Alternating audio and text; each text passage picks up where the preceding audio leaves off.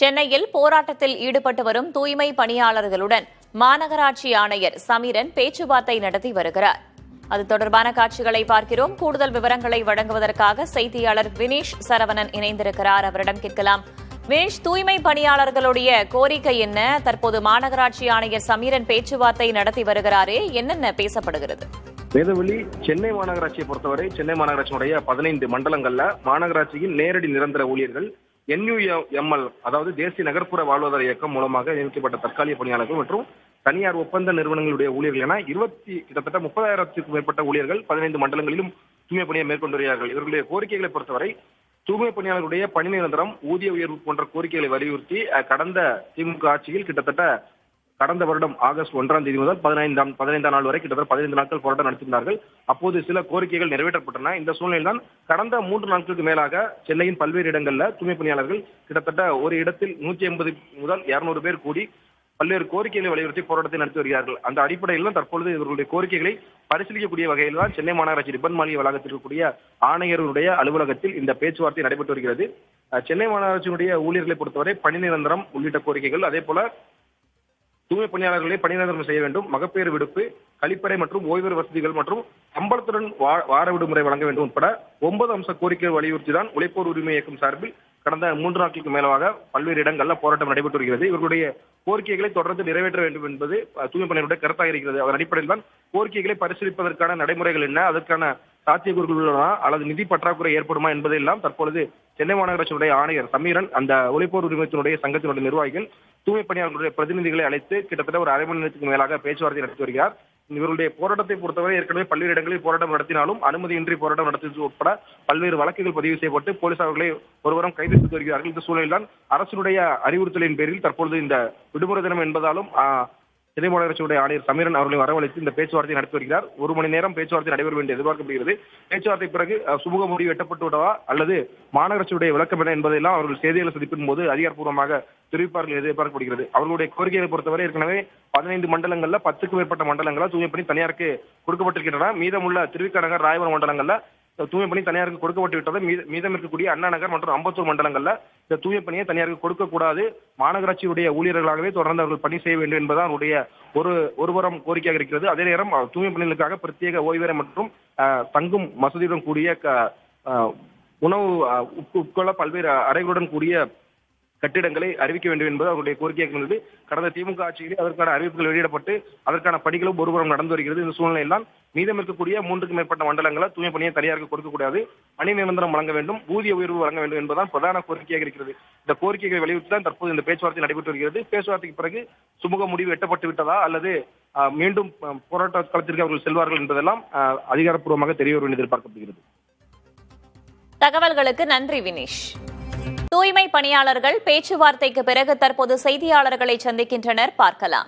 13 பேர் வேலைக்கு எடுக்காம இருக்காங்க. அந்த வேலைக்கு எடுக்கிறதுக்கு இன்னைக்கு ஒப்புதல் கொடுத்திருக்காங்க. தொழிலாளிங்க எல்லாமே வருகை பதிவேடுன்னு ஒன்று இருக்கு. அவர்களுக்கு வார விடுமுறை, தேசிய விடுமுறை, மற்ற விடுப்பு எதுவுமே கிடையாது. இந்த ஃபேஸ் ஆப்னு ஒன்று கொண்டு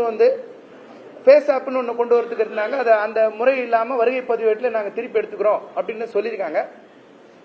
மகப்பேறு விடுப்புக்கு இங்கேருந்து ஃபார்வர்ட் பண்றோம் அப்படின்றத இங்க கமிஷனர் அவர்கள் சொல்லியிருக்காங்க. பல்வேறு கோரிக்கைகள்லாம் நாங்கள் இங்கேருந்து பரிந்துரை அனுப்புறோம் அப்படின்றது சொல்லியிருக்காங்க. என்னன்னா இவர் தரப்புல என்ன முடியுமோ அதை நிறைவேற்றுறதுக்கு உண்டான விஷயங்களை அவர் சொல்லியிருக்காரு. எங்களுடைய சங்க பெரும்பான்மை கொண்ட போராடக்கூடிய உழைப்பு உரிமையத்துக்கு அலுவலகம் தருவது உட்பட இன்னைக்கு ஒப்புதல் கொடுத்திருக்காங்க. ஆனால் எங்களோட முக்கிய கோரிக்கையான பணி நிரந்தரம் பற்றி முடிவெடுப்பதற்கோ, மகப்பேறு விடுப்பு கொடுத்து முடிவெடுப்பதற்கோ, குறிப்பாக 761 ரூபாயிலிருந்து கலெக்டர் இன்னைக்கு அறிவிச்சிருக்கக்கூடிய கலெக்டர் ரேட் ஆஃப் வேஜஸ், ஸ்வீப்பருக்கு ஒரு நாளைக்கு சம்பளம் இன்னைக்கு 832 ரூபாய். இது எல்லாமே அரசாங்கம் தான் தீர்மானிக்க முடியும் அப்படின்னு கமிஷனர் அவர்கள் தரப்புல இருந்து சொல்லப்படுறது. நாங்க என்ன இந்த அரசாங்கத்துக்கிட்ட கேள்வி முன்வைக்கிறோம்னா, நாங்க ஒரு பெரிய கையெழுத்து நடத்திருக்கோம். லட்சக்கணக்கான கையெழுத்து போட்டிருக்காங்க. இதுல சிபிஎம் மாநில செயலாளர் மதிப்புக்குரிய தோழர் சண்முகம் கையெழுத்து போட்டிருக்காங்க. சிபிஐ மாநில செயலாளர் தோழர் வீரபாண்டியன் கையெழுத்து போட்டிருக்காங்க. சிபிஎம்எல் மாநில செயலாளர் ஆசை தம்பி கையெழுத்து போட்டிருக்காங்க. பல பேருக்கு நாங்க பொதுமக்கள்கிட்ட கையெழுத்து வாங்கியிருக்கோம். இந்த கையெழுத்து படிவத்தை முதலமைச்சர் நாங்க ஒப்படைக்கணும்னு நினைக்கிறோம். தமிழ்நாடு முழுக்க அரசாணையின் 62 படி சம்பளம் வழங்கணும், பணியந்திரம் கொடுக்கணுன்றதும் எங்க கோரிக்கையில முக்கியமான கோரிக்கை. இது கொடுக்கணுன்றதுக்கு தான் இப்ப வரைக்கும் நாங்க ட்ரை பண்றோம். இது வரைக்கும் எங்களை முதலமைச்சர் சந்தித்து பேசுவதற்குண்டான நடைமுறையை அவர்கள் எடுக்கவில்லை. இப்ப இங்க இருந்து நான் தகவலை பரிமாறுன்னு இவர் சொல்லியிருக்காரு. இவர் தரப்புல பாசிட்டிவான விஷயங்கள் வருதே தவிர அரசு தரப்புல இருந்து இதுவரை எங்களோடு யாரும் அபிஷியலா பேச்சுவார்த்தை நடத்தல. ஒன்று சொல்றாங்க, முதல்வரை பார்க்கறதுல சிரமம் இருக்கும் அப்படின்னா முதலமைச்சர் தான் இந்த நகராட்சி நிர்வாகத்துறைக்கு அமைச்சரும் அவரு தான், சிஎம்ஓ அவரு தான். நாங்க யாரை பாக்குறது? அமைச்சர் சொல்லி நாங்க பார்க்க மாட்டோம் சொன்னா அது வேற. சிஎம்ஓ அவரு, அமைச்சர் அவரு, எதுக்கு அப்ப எத்தனை பதவி? அப்ப அவர் என்ன பண்ணலாம்? ஓகே, வேற ஒருத்தர் நாங்க துறைக்கு நியமிச்சிட்டோம், அவரை பாருங்கன்னு நீங்க சொல்லலாம். நாங்க பார்க்க ரெடியா இருக்கோம். அப்புறம் இன்னைக்கு